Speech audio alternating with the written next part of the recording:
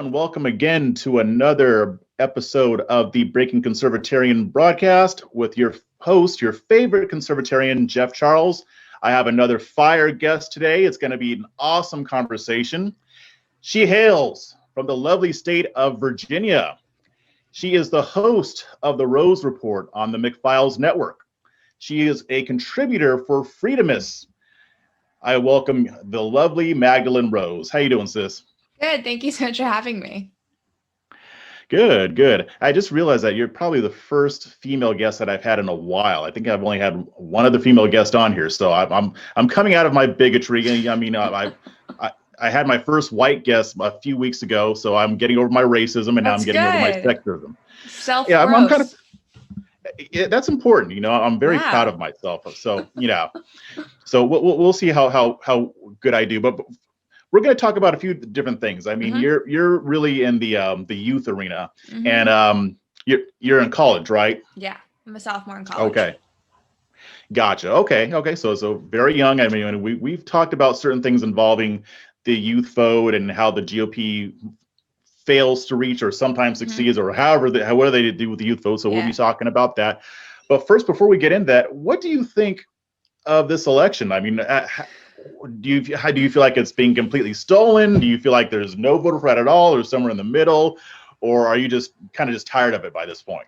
Well, I'm tired of it, but I also think that this election, it was avoidable that we got here. I don't think that the Trump campaign really ran a great campaign. And I said that before this election happened. There were certain people in that campaign where I was saying in streams and things, this is just not working. Our messaging isn't working. So I think there is fraud. I think there's voter irregularities. I'm very troubled by the fact that poll watchers were kept out because that just doesn't seem to have happened on the other side. So there are things I'm concerned about. But I do believe that the margins are much, much closer than they should have been. And to me, that's because of mismanagement. That's because of not really listening to your voters. So yeah, there's fraud, but I don't think this is a wipe away. I think it truly is quite close. I see. And you know, you're saying something that I've heard other people say before, and that I've said myself. If Trump's team had done the things that they should have done, there would have been enough of a lead to where voter fraud wouldn't have even mattered, and we would have been in the situation right now. And one thing that I've heard a lot about the president, you know, whether they love him or hate him, it just seems like he doesn't always choose the best people to have around him. Is that something that you've kind of noticed or heard, or? Yeah, definitely. I hear that from everybody. And I recently interviewed a young conservative who's a campus leader at a big university. And after the interview, I said to him, you know, what's your biggest problem? He said, oh, he can't hire people. He's terrible at it. He can't do it. So everybody knows that this is his Achilles heel. Everybody knows that, first of all, he doesn't hire people that have a proven track record. And what drove me crazy is you hate the Bush people, fine, hate the Bush people. But that is an entire network of people who got like 2 Republican presidents, one twice reelected. So he doesn't pick people who've actually done the job. He picks people who trend or are new or shiny or whatever. And honestly, I think that really messed him up now. Yes. And you know, one thing you left out, but I'll say it: people who kisses derriere. I mean, he loves that. So, but yeah, I mean, I would say that was his weakness, and plus he gets it in his own way on Twitter and things like that. Those are, like you said, those are his 2 Achilles heels. He handles a lot of other stuff very well. But I think that when he's certain things that he's delegated and he's had to go through so much staff, I mean, he had to demote his campaign manager, and we see how that whole thing worked out. It was kind of a mess. I mean, so let me ask you this. As far as appealing to more voters, I mean, where do you think his biggest mistake or weakness was?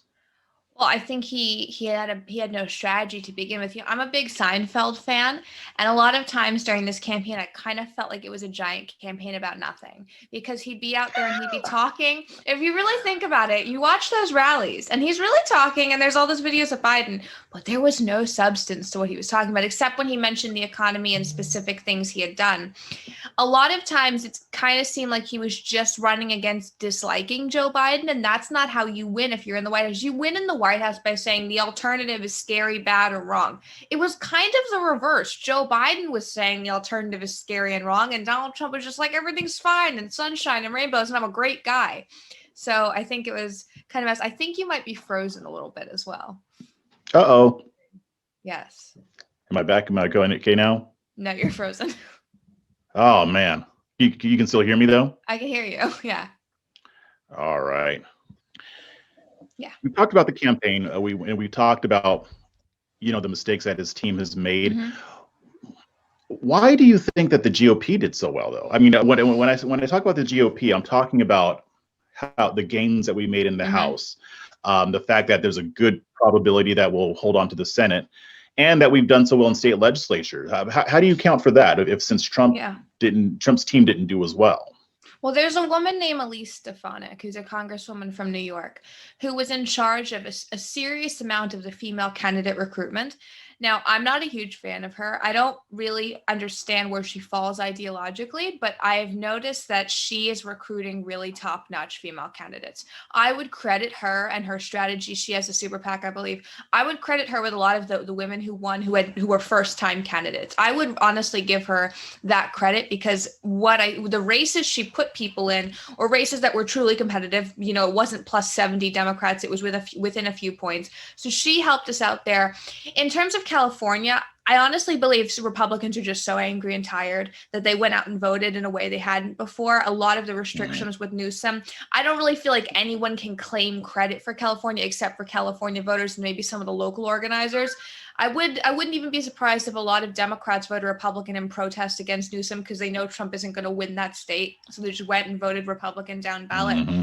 But these other races, I mean, it comes down to how much do we think the state parties are really interacting with the RNC? Do we believe as voters that the Florida GOP, which is doing a top-notch job, maybe they're not actually interacting with the RNC. Maybe they're a little more independent. Because if the areas where the RNC was playing and really trying to, like John James, Michigan, the RNC was all over that. That didn't work. So maybe these state campaigns and these state parties were sort of on their own, and wherever the RNC went, the RNC didn't deliver. That's pretty interesting because I didn't think about it that way. You're right. John James election. I mean, the RNC was very much involved in that, and I know just from other people that I've interviewed in other cities, other states, that the state level GOP can make or break a campaign. Yeah. And there's areas where some local GOP offices were great. Mm-hmm. Some of them weren't so great. Some of them started out horrible and then got it together near the end. Yeah. So when it comes to the RNC, I mean, what do you think is their biggest weakness as far as reaching voters? They have a terrible team of people. I was just speaking with somebody earlier today who is from that network and understands the way that they don't like outsiders. They have a terrible group of people in charge. And Ronna McDaniel, I've never understood her being the head of the RNC. I guess maybe because she delivered Michigan in 2016. But you can't tell me that nobody at the RNC was looking at data and saying, hey, we're in real trouble in the Rust Belt. Hey, we're not performing the level we should be in Wisconsin. I don't think they take their data people seriously either. One of the reasons why we are so anti-polls is because of 2016. Yes, a lot of the polls were wrong, but the internal tracking data, not all of that was wrong. I think the RNC is not giving it any support. It's not believing it because they've sort of, they've drank their own Kool-Aid on this. They think it's going to be fine because we don't trust the polls. So it's that factor. And it's also the factor of that they have one of the worst operation teams that I think has been around in Republican politics. So when you talk about the operations team, explain that a little bit more. Go more into that. Well, the people in charge of youth outreach, there's a man named Mitch Freckleton who actually ran the John James campaign. He was a director of youth engagement for the RNC. He blocked me on Twitter because I said to him, what do you do all day? Like, what are you pushing forward? And, he's a married father, which is fine. But how is a married father who's in his late 30s supposed to be helping win over 18-year-olds? He'd only ever worked on Mia Love and Mitt Romney's campaigns. So this is the man they put in charge. And, it failed. And I think there's a lot of examples of that. There's a lot of strategists who can't get back in. And that seems to be one of the issues that we're seeing. Oh, now you're freezing. Okay. So you did freeze her for a second, so I didn't catch all of it, but that's okay. Yeah.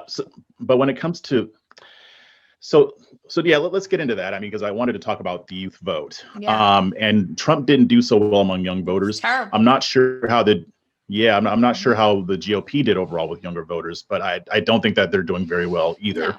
No. Let's start with where they're going wrong, and then after that, we'll talk a little bit about what you think needs to be done to fix it. Yeah, well, I would say with where they've gone wrong is that they have no platform.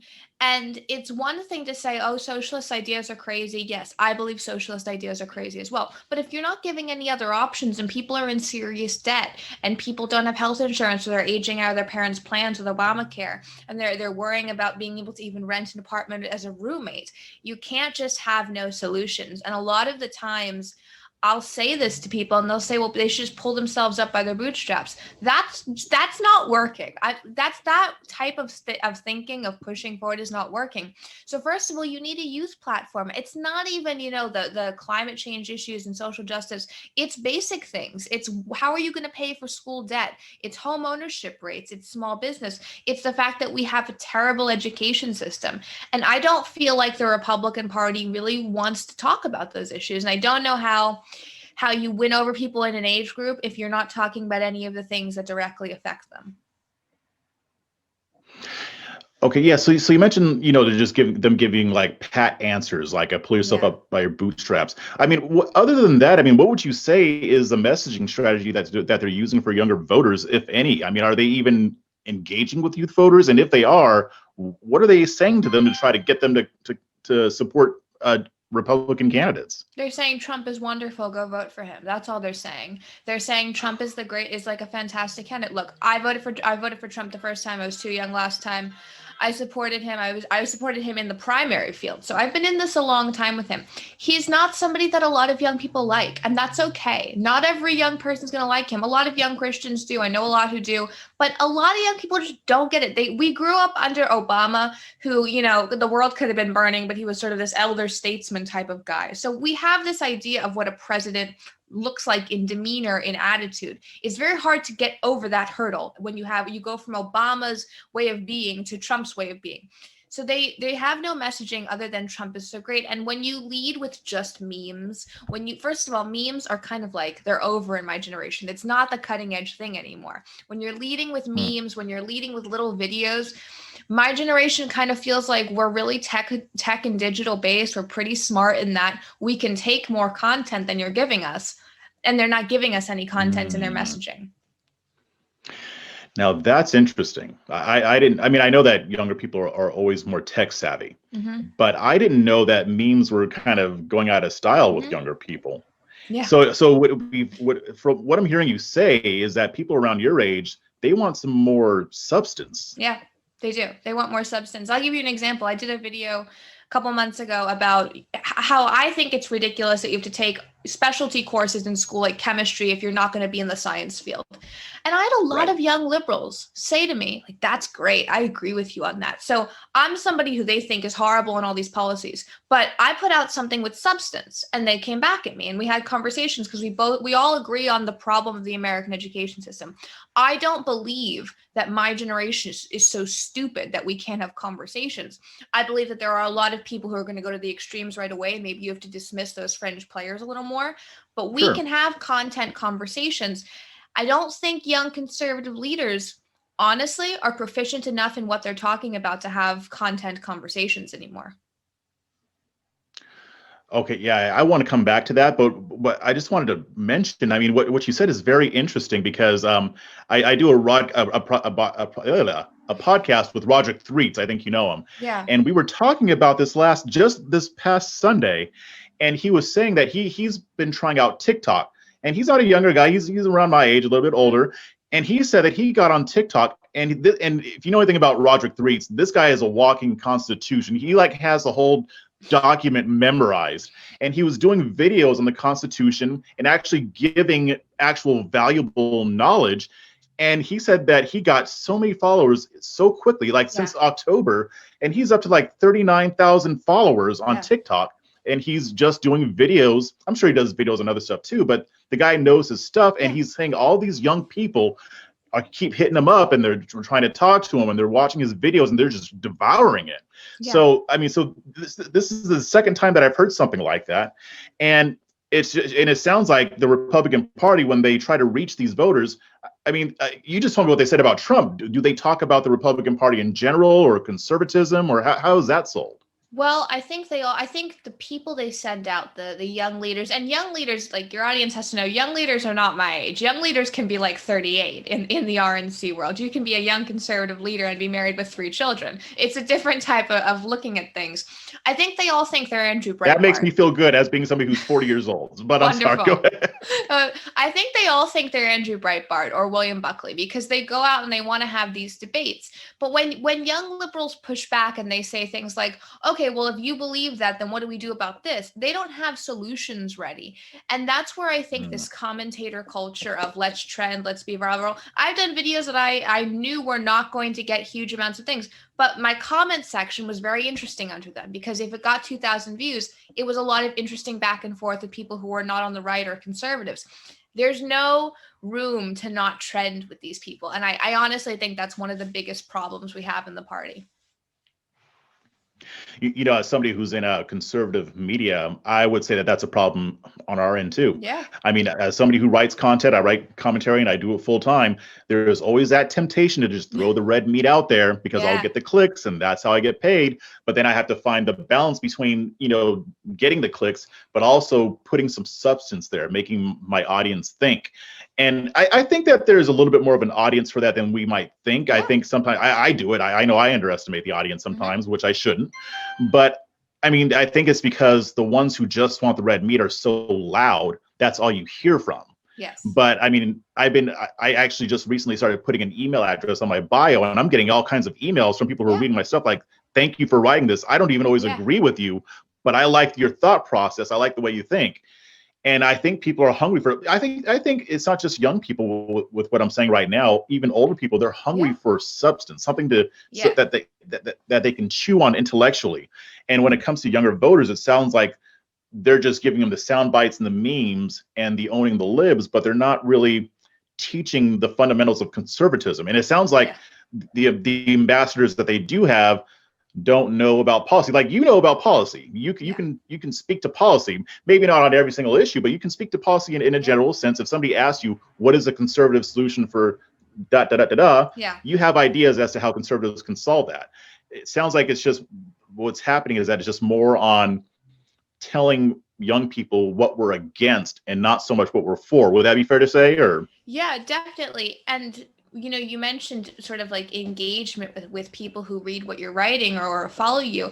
When I started this a couple years ago, one of the things that was such a frustration point for me was I would send messages as a young conservative at the time I was living in New York to people who were supposed to be my young conservative representatives, you know, elected, not elected. And I would never get responses, and I would never get any sort of engagement as a young conservative with the people who are supposed to be my leaders.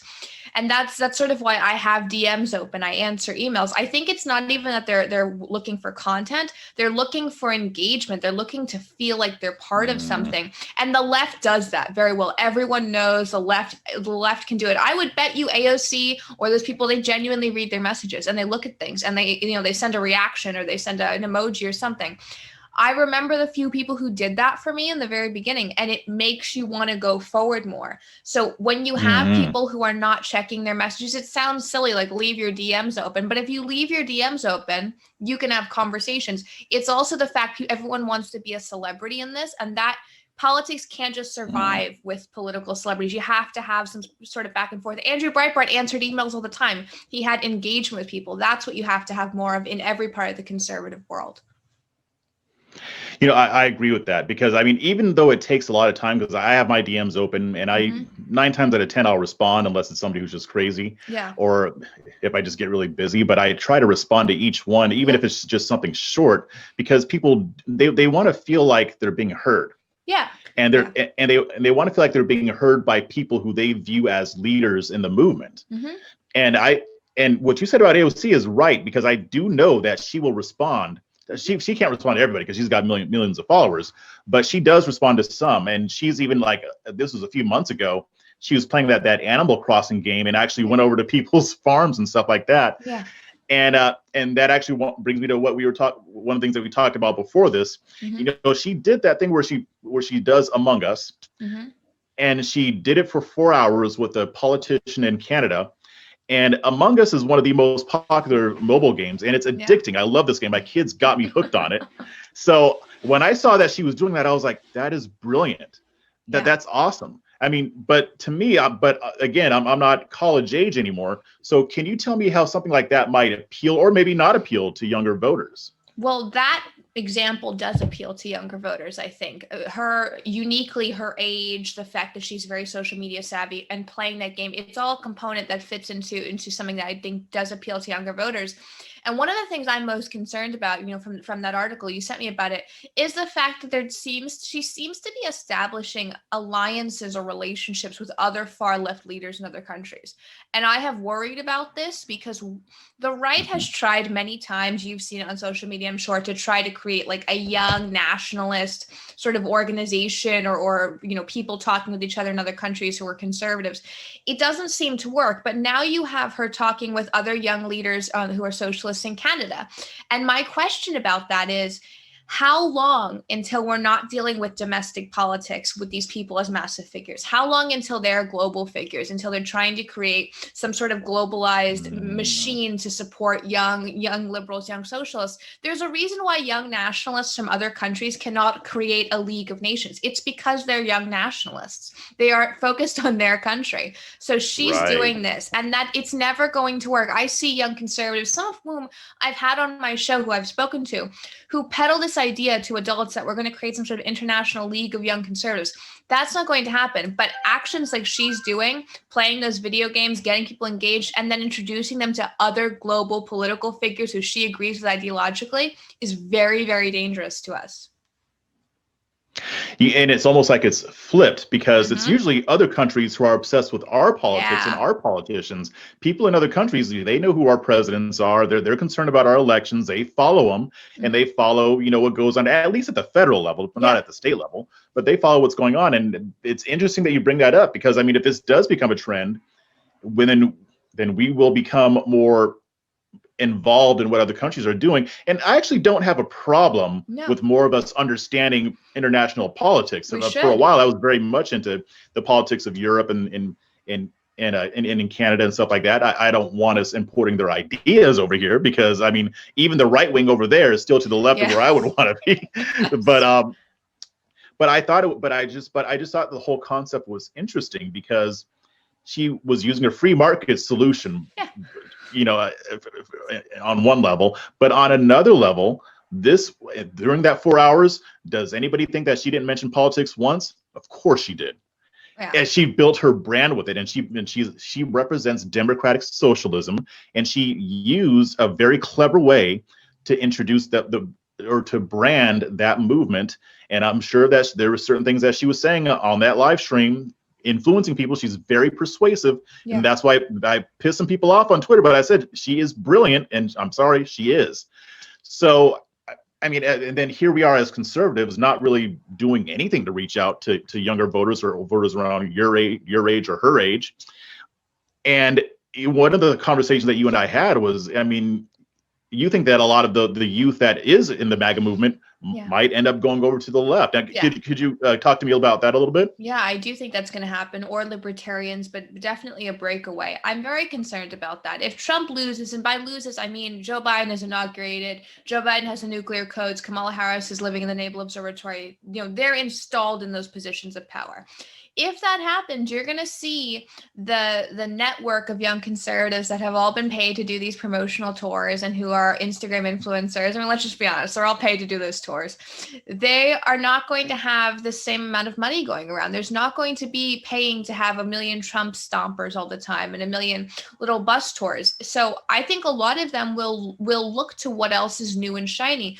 But also, the Trump movement has never been particularly ideological. It's kind of been whatever Trump woke up and said that morning, which is fine. You can have that. It's okay. But that's the truth of it. So when you don't have that, Who fills the ideological content gap? Who is in charge of that? And if you don't have a strong, capable young conservative leader, and not only just capable, someone who knows Republican political history as well, if you don't have that, what you're going to have is fringe lunatics start to fill it. And people who are not fringe lunatics, who are not, overtly right-wing or seriously conservative, they're going to start to fracture off, and you're going to have a much smaller youth base. And much like conservative echo chamber social media platforms, once that base gets smaller and smaller, the people get more and more intense in what they believe, and you have like ideological purity tests. Yeah, there was a lot there in what you just said. Now, well, so let me ask you this. I mean, because even if Trump loses, Trump isn't going anywhere, right? I mean, he's still going to be a prominent figure. Do you think that his being around would still be enough to kind of sustain things? Or, I mean, because at a certain point, it's got to start being about principles over personality. I mean, that's part of my motto. But right now, with the Trump world, it is a lot about personality. And you're right, it is based on a lot of just what he says or what he feels at that moment. And there's not really an ideology there. How do you think that's going to shape up going forward in 2021 and beyond, especially with the establishment still involved as well? Well, I've never really gotten a great handle on how much of a backroom dealer Trump is. So he might be much better at those types of agreements of keeping people in line than I understand. I could be wrong about that. But I do think he is going to struggle with not being able to really give people things in politics anymore, aside from stumping for them and getting them, out to vote. The establishment will be kind to him and nice to him up until midterms are over. And then they will start to get icy towards him. And then we'll get to the 2024 primary, the second wave of the primary, once the people who never had a chance are sort of off that debate stage, and they'll want him back. So I think he has a role to play. He will be indispensable to them until 2022. But the question is, how many people will want him to run again? And how many people will want him to be the kingmaker of the Republican Party? I don't really have a position either way. I don't think we know enough to know that yet. But I do think if he's going to run again, then you're going to see the same people that you and I both know pretty much cost him a lot of the support or a lot of the seats he had in 2016 back again. And if you have the same broken network, it's like people say in conservatism, if you suck at a job, you're going to get fired. Well, obviously not in the Trump campaign. If you're terrible at a job, you don't get fired. It never happened. You just get to stay and write a book, and he tweets about it. So I would say that if he runs again, he'll have more power, but I think we'll have a repeat of the same types of people that we've had this time. So in between now and then, maybe between now and 2024, where do you think the non-establishment comes into play? Because I mean, there's the MAGA crowd, which is non-establishment, but then there are people like myself who are non-establishment, but I don't necessarily consider myself MAGA. I have a lot in common with them as far as policy goes. But I mean, to me, I'm a conservatarian, and I want the GOP to evolve and move forward. But then there's also the establishment. So how do you see that shaping up? I mean, what do you think that environment is going to look like? Like let's say between now and the midterms. It's going to be vicious and awful and mean, and there's going to be horrible. It's going to be awesome. It's going to be like terrible, and it's already shaping up. I already see it. You're not looking forward to that? Well, I like to exist in this middle lane where I don't get involved in it, so I'm looking forward to reporting on it a little bit. There's going to be a power struggle. You're seeing that kind of in Georgia right now. I think at that rally, there were a lot of figures up there who were looking towards the future to see how they can sort of maneuver themselves into prominent positions. So you're going to have that battle. I personally think what it's going to come down to is it's going to come down to the MAGA people who are sort of existing in their own island. And then you have the people who are conservatives, who genuinely want conservatives elective. And then you have those people who are not really principled, but are very good at social media and tech, and people get drawn into them. Those are the people that are trying to usurp both groups. They're trying to get into both groups and create their own party so that they can rival the RNC. But you can't rival the RNC and try to take back the presidency if you're not actually the candidate. Like Trump could do it in 2016, but you can't do it if you're not actually the guy on the ballot. So that's going to be the issue they're going to run into. That's a good point. Now, as far as like the younger voters go, I mean, you've talked about what they've been doing wrong, and the bad decisions that they've made, Yeah. frankly, and as far as reaching out to younger voters. In your opinion, what do they need to do to fix that problem? Yeah, well, there were a couple states Trump did okay with younger voters. You know, he did okay in Iowa. He broke even there with Democrats. He did, I believe, better than Democrats in Kansas with younger voters. He seems to be above water in Ohio. They need to look at the states where Trump is performing all right with younger voters. Louisiana, he's doing well. He won younger voters in Alabama. That's sort of a strange grouping of states because some of it's the Midwest and some of it's the South, and we need to figure out why in those states he's not underwater as much as he is in other areas around those states. And then they have to give up on certain places. You have to give up on New York. You have to stop pouring millions of dollars into seats you're not going to win. But really look at those states where he's above water. And I spoke to a state senator in Tennessee, and I said, why is Tennessee still red the way it is? Why is it red in everywhere? Why do you have supermajorities? Why are there so many young conservatives? And he said, because we're just consistently conservative. So in areas where you have those questions of what's the future of the Republican Party, just be consistent in what got you elected beforehand, but examine those states that you did well in and stop with the pipe dreams, because the pipe dreams made, people get $3 million for seats they weren't going to win, and other congressional candidates were starving for money in a +3 Democrat seat.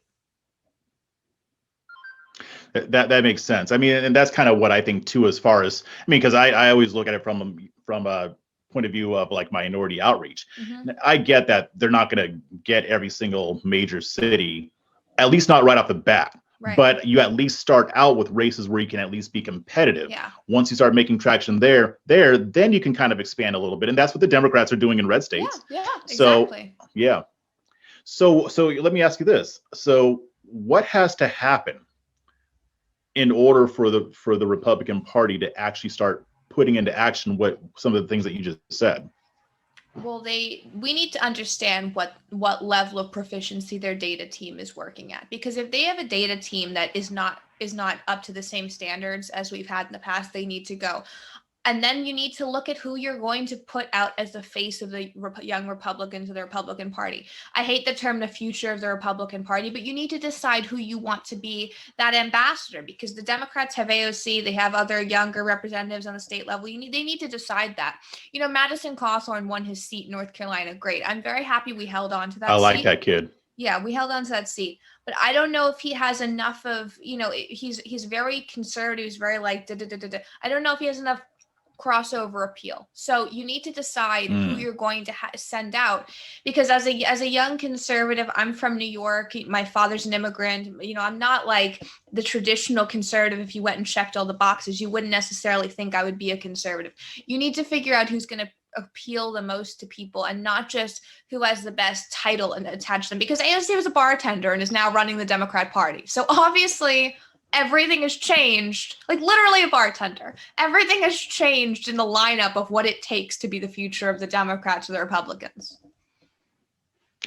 So that's an interesting thing that you brought up there. I mean, as far as having a leader who can actually reach out to youth. I mean, a lot of people say that, and we need a leader, but I mean, from my estimation, I think we need leaders. I mean, leaders, we need like 100 of you to go to be trying to reach out to younger voters. And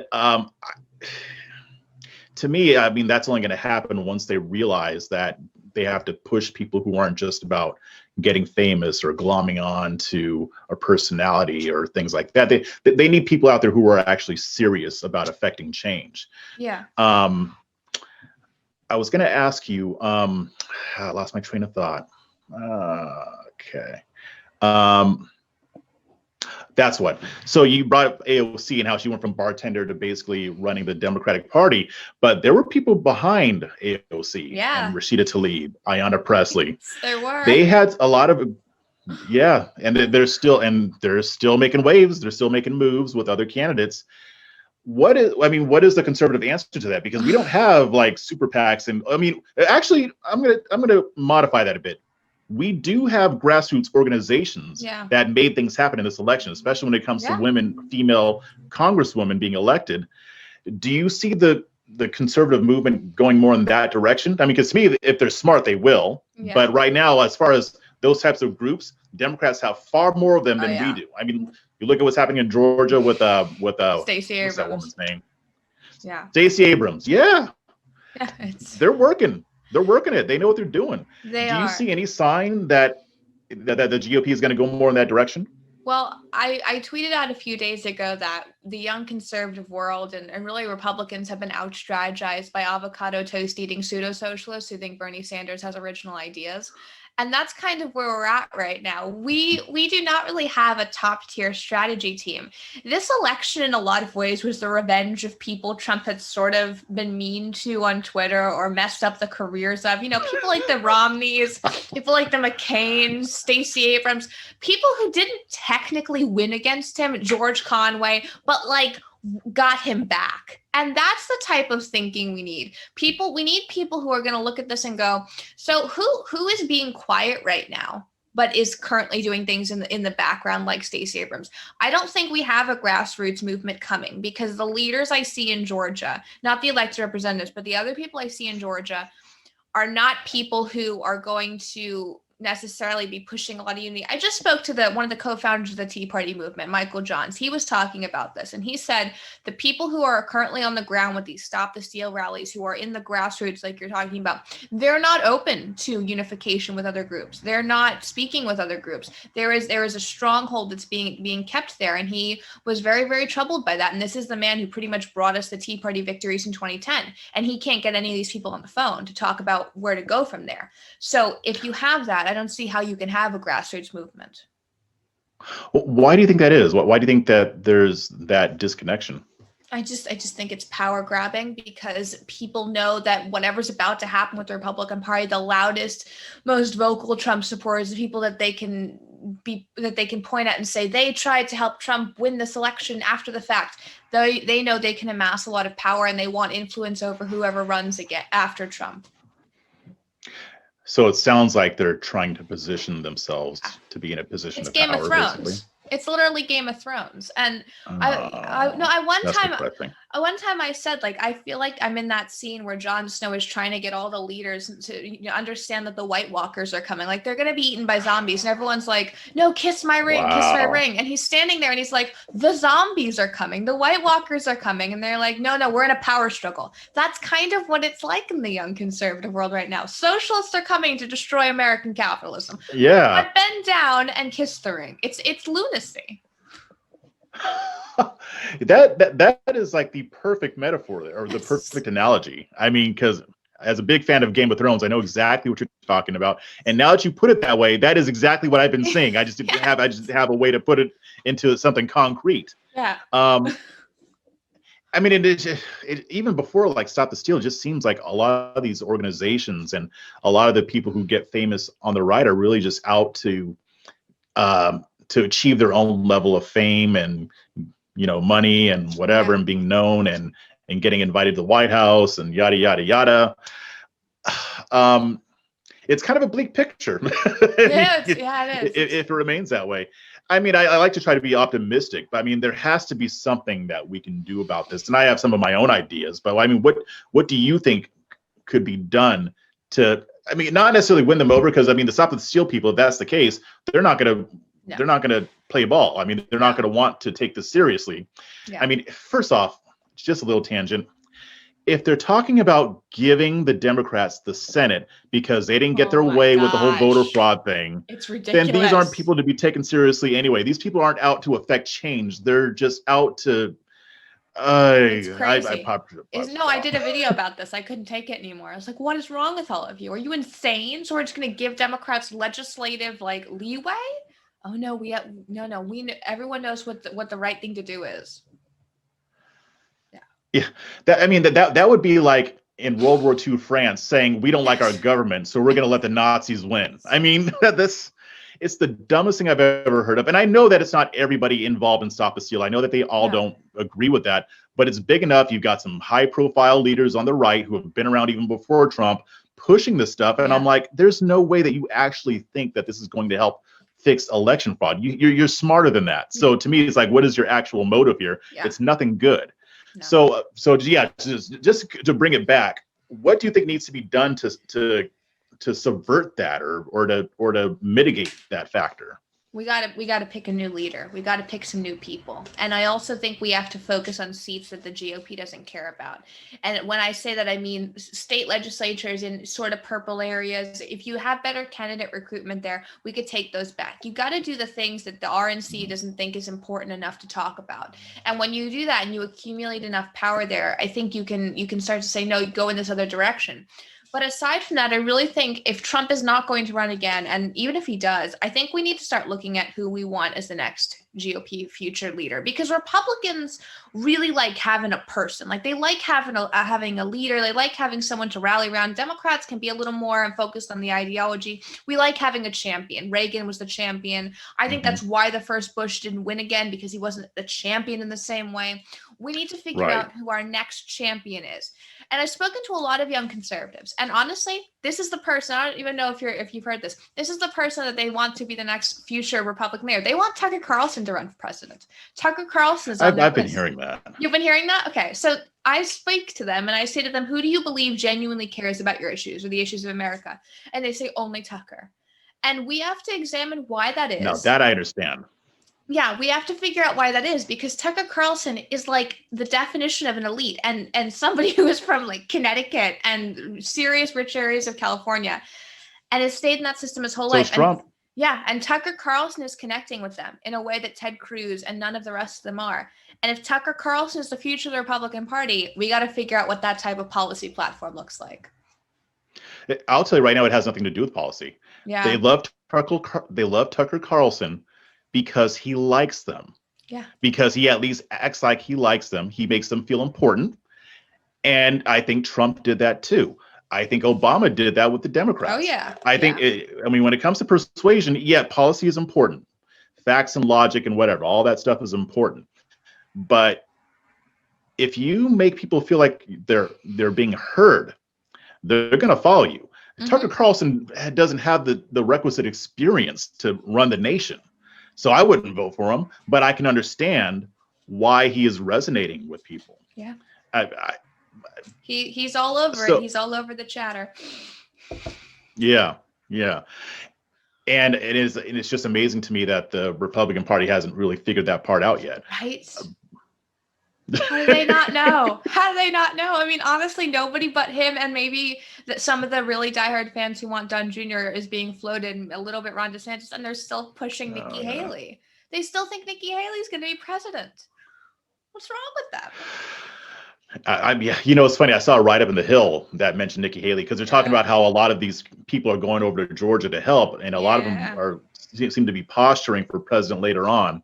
And Nikki Haley didn't show up, but I think she did a video appearance or something like that. But yeah, I'm hearing Ron DeSantis. I don't know a whole heck of a lot about him. I mean, what I've heard about him, I like, but it'll be interesting to see how that shapes up. So we're just about out of time, but was there anything that you wanted to talk about that I didn't bring up, or was there anything that's really just burning that you have to get off your chest? Or well, I mean, I was just wondering, do you feel like Trump ran on a campaign where you could pick out the top 3 policies that he was running on? Because I've sat here and I've thought this and I've written articles about this, and I kept thinking to myself in this 2020 election, what are his top 3 issues? Because in 2016, I would have said terrorism, the economy, immigration, or trade. I would have said that's what he's talking about, and maybe some political correctness. But do you feel like this was an election about anything?